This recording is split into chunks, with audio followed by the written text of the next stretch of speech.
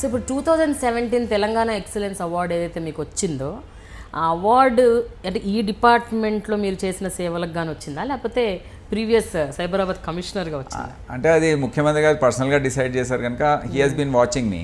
Okay. అయితే అది కూడా ఉంటుంది. ప్లస్ ఇక్కడ కూడా ఓపెన్గా చాలాసార్లు మెచ్చుకున్నారు. అంటే పోలీస్ ఆఫీసర్స్ కాన్ఫరెన్స్లో చెప్పారు, కలెక్టర్స్ కాన్ఫరెన్స్లో చెప్పారు అందరి ముందు, దెన్ టీవీల్లో చెప్పారు. So I think it's a combination of work అని అన్నీ కలిపి ఇచ్చారని. సో సివి ఆనంద్ అంటే is as I said people friendly officer అని అంటుంటారు. అండ్ ఆల్సో నాకు తెలిసింది ఏంటంటే you're also chief minister friendly officer అని. అంటే జనరల్గా ఏ గవర్నమెంట్ ఉన్నా కూడా ఆ ముఖ్యమంత్రితో మీకు మంచి అసోసియేషన్ ఉంటుంది. You don't have any conflict with the any chief minister till date నేను notice. In fact I have no conflict with any MLA also. Sarpanch నేను జాయిన్ అయ్యింది 91-92లో. ఓకే. ఇప్పుడు ఉన్న కొంతమంది మంత్రులు ఎమ్మెల్యేలు అప్పుడు సర్పంచ్లు, మండల్ ప్రెసిడెంట్స్.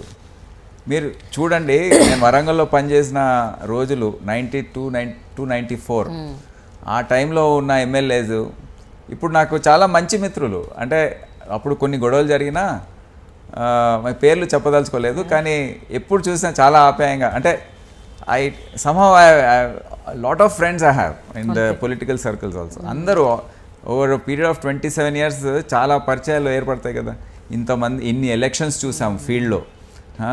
ఇక్కడే కాదు, కోస్టల్ డిస్ట్రిక్ట్స్లో కూడా చాలా, అక్కడ ఏలూరు ఇక్కడక్కడ బాగా, అంటే విజయవాడలో, అంటే ఎక్కడ కలిసినా I have never had bad relations with anyone. నాకు నా సర్వీస్ ఈగో కానివ్వండి ఏమీ లేదు వారితో. వారు కూడా అంటే నేను మర్యాద ఇచ్చేవాడిని, వాళ్ళు మర్యాద ఇచ్చేవాళ్ళు.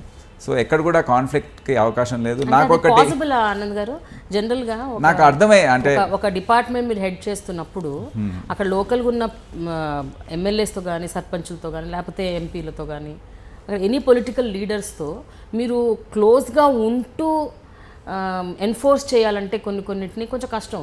There could be some pressures. మీ ఫ్రెండ్ దగ్గర నుంచి మీకు ఒక ప్రెషర్ రావచ్చు, ఇది ఆపేసే, ఇది ముందుకు తీసుకెళ్ళొద్దు, ఈ కేసు క్లోజ్ చేయండి, ఇటువంటి సమ్ కైండ్ ఆఫ్ ప్రెషర్. నేను ఏం గమనించానంటే 26 సంవత్సరాల సర్వీస్లో వారు కూడా మీ రెప్యుటేషన్ చూస్తారు. వారు తప్పుడు పని మీ ఏ విధంగా ఉన్నారో దాన్ని బట్టి మీకు చెప్తారు. ఓకే. సో మిమ్మల్ని అప్రోచ్ అవ్వరు అలాంటి వాటికి? అంటే ఎప్పుడు కూడా నాకు కాన్ఫ్లిక్ట్ అవకాశమే లేదు. నేను కూడా వారు ఏదన్నా చెప్పారనుకోండి, నా ప్రొసీజర్ ఏంటి, నేను అర్థం చేసుకున్నది ఏంటంటే ఇది ఒక ప్రజాస్వామ్య దేశం, ప్రజలు ఎన్నుకున్నారు, వారికి బాగా ప్రెషర్ ఉంటుంది. అంటే ప్రజలు వచ్చి రోజు ఇంటి ఉదయం 5-6 గంటల నుండి వాళ్ళకు రాత్రి 11-12 వరకు ప్రజలు, అంటే ఓట్లు వేశారు కనుక ఎక్స్పెక్టేషన్స్ ఉంటాయి. ఇది చేయించండి, అది చేయించండి, ఆ పనులు చేయించండి, ఇక్కడ జాబ్ ఇప్పియండి, ఆ కాంట్రాక్ట్ ఇప్పియండి, అది చాలా నడుస్తుంటాయి. మాకు ఫోన్ చేసి చెప్తారు. అంటే వాళ్ళు ముందు నిలబడి, అంటే పెటిషనర్స్ ఎవరైతే వచ్చారో వారు ముందు వాళ్ళు నిలబడి ఉన్నప్పుడు ఫోన్ చేసి మాట్లాడతారు. టోన్ కొద్దిగా వేరేగా ఉంటుంది. ఇమ్మీడియట్గా నేను కూడా అడుగుతాను చాలాసార్లు, అంటే మీ ముందు ఎంతమంది ఉన్నారని, ఎమ్మెల్యే గారు మీ ముందు ఎంతమంది ఉన్నారు, అది మీరు అర్థం చేసుకోండి అంటారు. దెన్ వారు చెప్తారు ఓకే ఓకే అంటాను. మళ్ళీ తర్వాత వారు సింగిల్గా ఉన్నప్పుడు వేరే విధంగా చెప్తారు.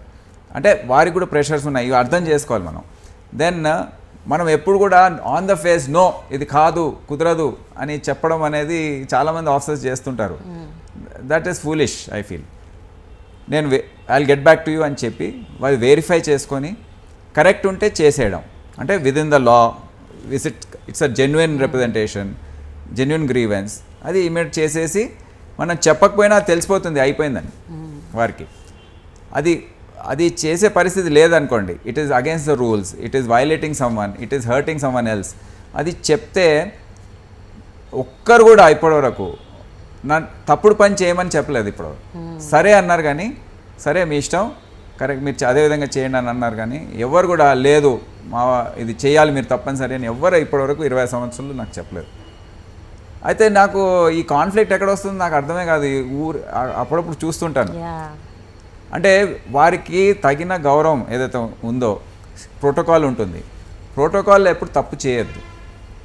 అంటే మనం నేను ఏఎస్పీగా ఉన్నప్పుడు అతను సర్పంచ్ ఉండొచ్చు, ఈరోజు నా మంత్రి ఉండొచ్చు, మంత్రిగా ఉన్నప్పుడు మర్యాదలు వేరే విధంగా ఉంటాయి. అందరి ముందు మీరు you can't treat him differently.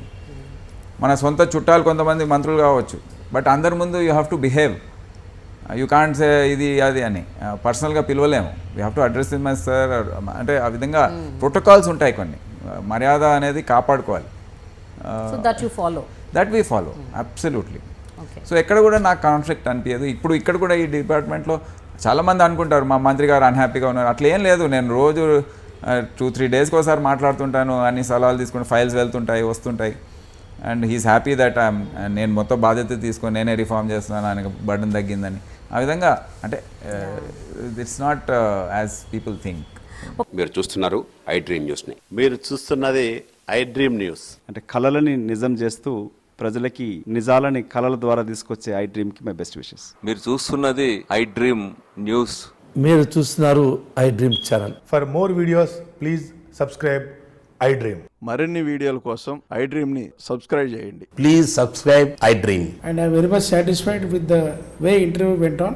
Kindly subscribe to I Dream. For more videos, subscribe to iDream. And loads of fun entertainment and content. Do watch